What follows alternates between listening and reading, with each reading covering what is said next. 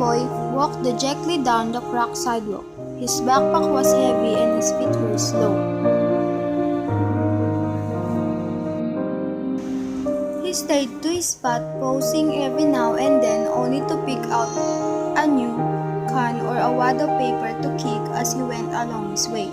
His heart felt as heavy as his backpack as he opened the door to his house and went inside.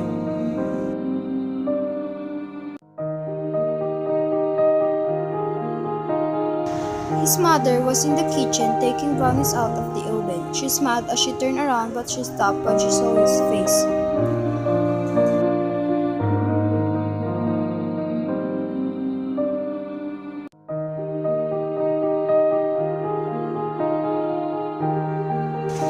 He stood in the middle of the kitchen as his mother came over to the kitchen table.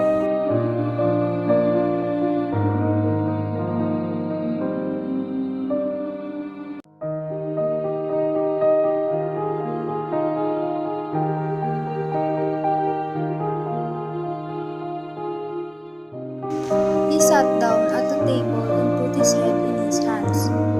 His mother sat down and waited a moment until Tyler began to speak again.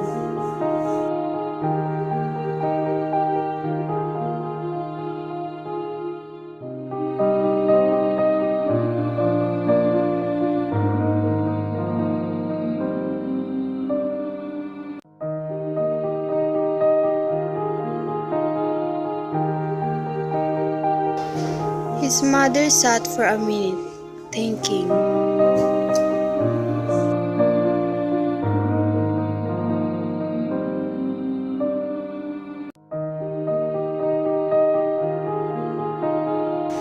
Tyler nodded.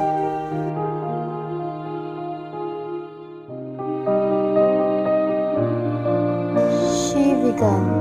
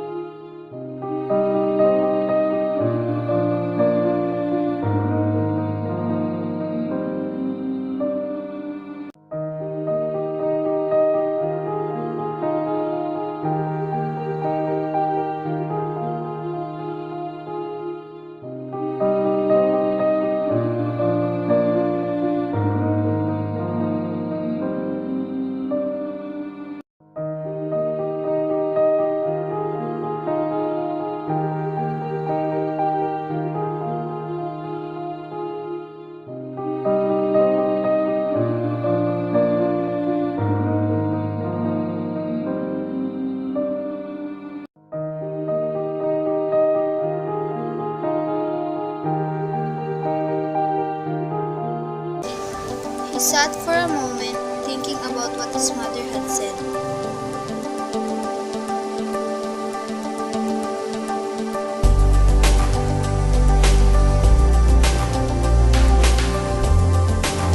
The next morning on the way to school, his feet hardly touched the ground. He told his teacher the story of the starfish and his idea. The teacher decided to let Tyler share the story and his idea with the class. On Earth Day, there was an assembly and everyone in the community was invited. Many of those gathered were startled to see the large brown fleet gown affixed to the auditorium board. They sat, puzzled, and waited for the program to begin. The play went on as Tyler and his class told the story taking place. When it was over, the audience applauded as Tyler stood at the podium.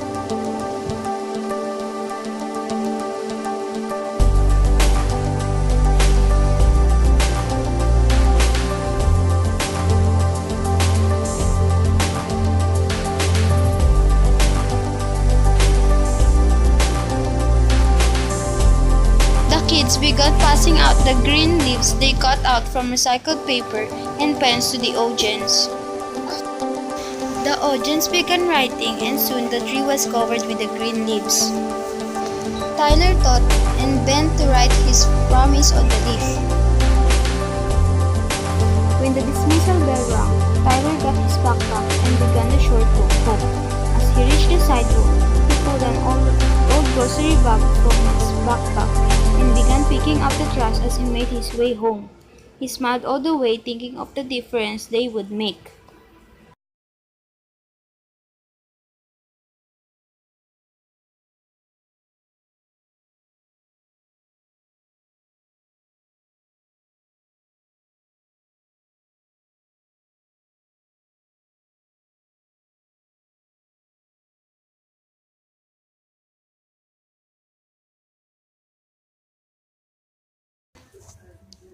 Who's afraid of roller coasters? Coasterphobia is the irrational fear of roller coasters. It's said to be relaxed to fear of heights and traumatic experiences. I'm not really afraid of heights because I have no problem riding the Ferris wheel and I don't recall having any traumatic experience related to roller coaster. But I remember being terrified at the thought of riding them, especially the Space Shuttle roller coaster in Enchanted Kingdom. All my friends joined the ride except me. I just watched their things for them and wondered where they get the courage to try something so extreme. When the ride started, I could hear my friends' voices. They were squeaking at the top of their lungs. I could even bear to look at the ride as it twisted and turned on vertical, diagonal, and horizontal tracks that seemed so randomly arranged. I couldn't imagine what was going on in the head of the makers of this ride. And then after a few minutes, my friends and the other passengers alighted from the cars and were all raving about the thrill. They said they want to try it again and that I should do it too. But I couldn't be convinced that day. At home, I told my cousins about my problem, and they assured me that it wasn't as horrible as I imagined. Although the ride seemed so life-threatening, there are safety systems set in place by the engineers who designed it to make sure that the accidents are kept at bay. Ride operators are also trained to follow standard procedure to ensure the safety of the passengers. My cousin Alan, who is an engineer himself, explained that everything that happens in the roller coaster ride is basically science and math at work. He talked about acceleration, energy, and gravity. I didn't understand everything, but he seems to know so much about how these rides work that I was finally persuaded to give it a shot.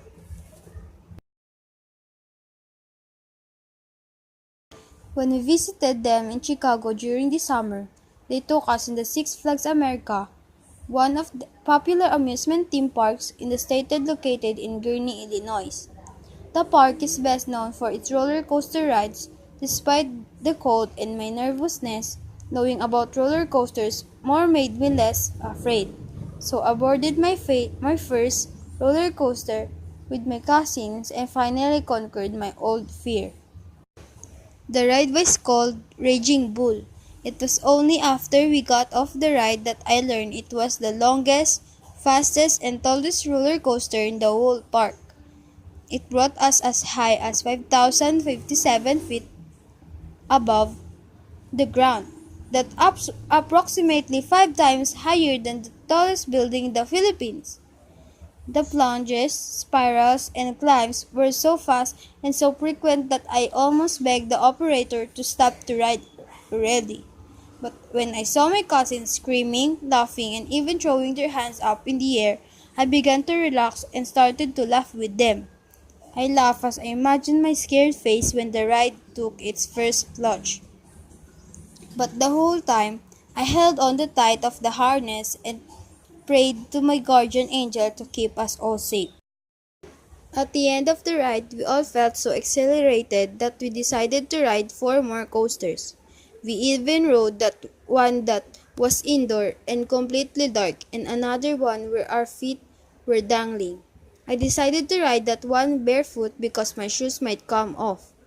Overall, it was the most thrilling experience of my life. I literally felt brave after riding 5 roller coasters in one day. Who's afraid in roller coasters now? Not me!